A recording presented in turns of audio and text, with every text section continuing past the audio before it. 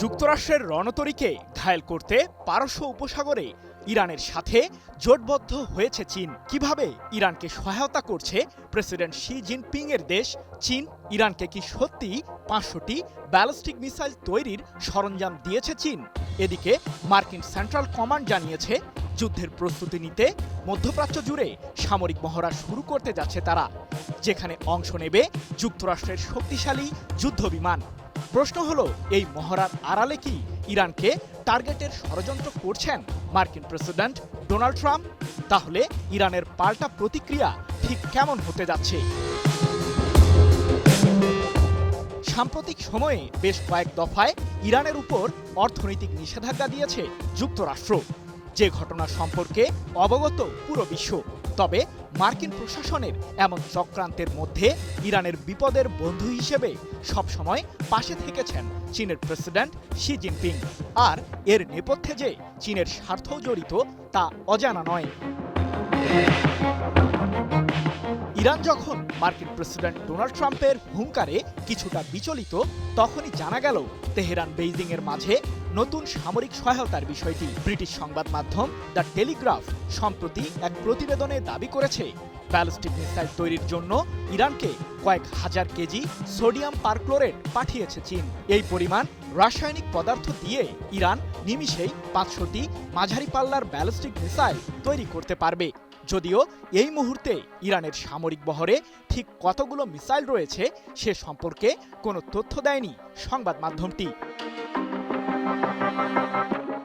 শুধু সামরিক খাতেই নয়, ইরানকে কূটনৈতিকভাবেও সহায়তা করে চলেছে চীন। মার্কিন প্রশাসনের সাথে সাম্প্রতিক সময়ে ইরানের উত্তেজনা বৃদ্ধি পাওয়ায় নিন্দার ঝড় তেড়ে এসেছে বেইজিং থেকে। জাতিসংঘে নিযুক্ত চীনের স্থায়ী প্রতিনিধি জিয়া গাইড বলেছেন, একটি স্বাধীন দেশের বিরুদ্ধে বিদেশি শক্তির হস্তক্ষেপ সমর্থন করে না চীন। ইরানের ভেতরে যা ঘটেছে তা মূলত দেশটির অভ্যন্তরীণ বিষয়। ইরানের জনগণই সে সমস্যার সমাধান করবে। আমরা ইরানের সার্বভৌমত্ব, নিরাপত্তা এবং আঞ্চলিক অখণ্ডতার প্রতি শ্রদ্ধা জানাই। জাতীয় স্থিতিশীলতা এবং নিজেদের স্বার্থ বজায় রাখতে আমরা ইরানের সরকারকে সমর্থন করি। সম্প্রতি এক প্রতিবেদনে এমন তথ্যই জানিয়েছে ব্রিটিশ বার্তা সংস্থা রয়টার্স। এদিকে ইরানের আঞ্চলিক মিত্ররা যখন দেশটির সার্বভৌমত্বের অধিকার টিকিয়ে রাখতে অনড়, তখন তেহরানকে ঘিরে বিভিন্ন ধরনের উস্কানি দিচ্ছে ওয়াশিংটন।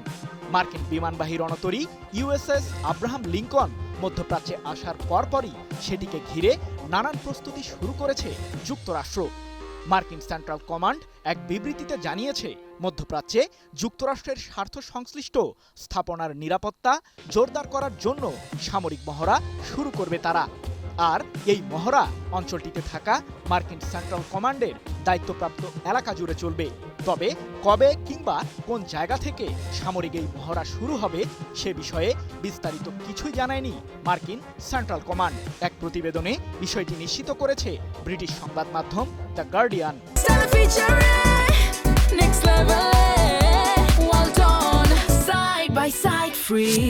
সংযুক্ত আরব আমিরাত, কাতার ও জর্ডান সহ মধ্যপ্রাচ্যের বেশ কয়েকটি দেশে রয়েছে যুক্তরাষ্ট্রের সামরিক ঘাঁটি। আর সেগুলো ব্যবহার করে ইরানের বিরুদ্ধে যাতে মার্কিন বাহিনী হামলা না চালায় সে সম্পর্কে হুঁশিয়ারি দিয়েছে ইরানের নৌবাহিনী। এ প্রসঙ্গে ইরানের সর্বোচ্চ প্রতিরক্ষা বাহিনী আইআরজিসির নৌশাখার শীর্ষ কর্মকর্তা মোহাম্মদ আকবরজাদে বলেছেন, আমরা পারস্য উপসাগরীয় অঞ্চলের সকল গোয়েন্দা তথ্য প্রতিনিয়তই পাচ্ছি। হরমুজ প্রণালীর উপর আমাদের বাহিনীর পূর্ণ নিয়ন্ত্রণ রয়েছে। যদি প্রতিবেশী দেশগুলোর ভূখণ্ড ব্যবহার করে ইরানের বিরুদ্ধে যুক্তরাষ্ট্র হামলা চালায়, তাহলে সবাইকে শত্রু হিসেবেই গণ্য করব আমরা। সৃজন মাহমুদ, নিউজ 24।